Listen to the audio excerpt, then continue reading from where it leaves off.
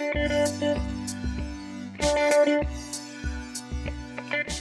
going to have to listen to your children. Now, I've discovered more recently, and I say more recently in the last 4 or 5 years, since my daughter, my eldest daughter, as I'm recording this, is 11 years of age, that when they get to about 6 years of age, 5, 6 years of age, they move from an unconscious state to a conscious state.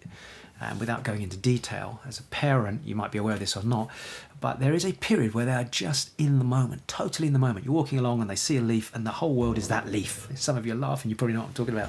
Like, we always used to have a philosophy when we walked our daughters to school, when they were at that age, when they stopped, we didn't drag them away from the leaf or the butterfly or the caterpillar, because that is their world at that moment, and they are literally building their map of the world. They are in this state. Now, we are in a different state. We're like, look at the time, got to get to work, got to go and do this, I've got to fit into a time scale. They have no time scale. So they're in that moment. And the challenge we've got is, as they get older, they move from this unconscious state to a semi-conscious state, 5.5, 6.5, 7, depending on how quickly they mature. There's no race on this.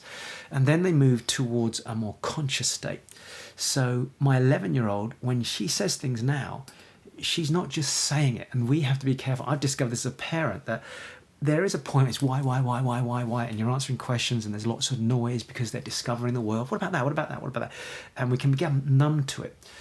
But there is definitely a point where they're actually speaking from the heart, trying to explain what they're feeling, unhappy at school, frustrated with the situation, got an issue with a workmate, a school friend, bullying, whatever it is. And we might ignore it, or we might choose to tune out to it.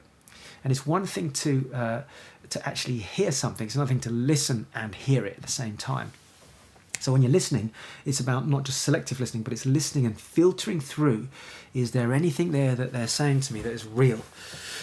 So for us, more recently, it's been to do with the school system. Now, we've got our daughter in a very different schooling system to the conventional education system, but I'm still tuning in to elements of it that she's not so happy with, or she's feeling frustrated with. And of course, as a parent, it's like, is it just a phase they're going through? I'm sure some of you watching this know exactly what I'm talking about. Or is it real? How can I distinguish that? And I've just learnt to really listen. And my other half, she's beautiful, my fiance is amazing, and she's got this natural way of just tuning into that. And I even have to learn watching how she does it as well, because being a dad with a daughter, it's very different to a mum with a daughter. So that's my second tip, is when they say stuff, particularly when they get to that age where they are aware of things and they're trying to articulate it and they don't know how to, they've got less words than us, vocabulary, less experience in the world, they've got no frame of reference that we might have, and so they blurt things out and they say it which might appear to be like, ooh, and we go, don't worry about it. Whereas in fact, to them, it's like this. To us, it might feel like that because we are older and we've been through it. So that has been an amazing experience for me over these last half a decade, I would say, because my daughter's moved into that level of consciousness. Whereas my youngest daughter, who's 4.5, she's still at that butterfly phase where if something hurts itself, she's like, it's her world. So I need to go and be present in that moment. She hasn't got the conscious distinction yet between, for example, the sense of loss or death, not completely in that example. What am I trying to say? Listen.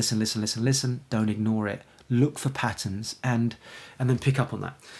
And I wrote a third thing down here, and I actually made some notes to myself because I thought if I'm going to do this properly, I want to make sure that what I think are the most important things at this stage. Now, we can tackle this subject more further down the line.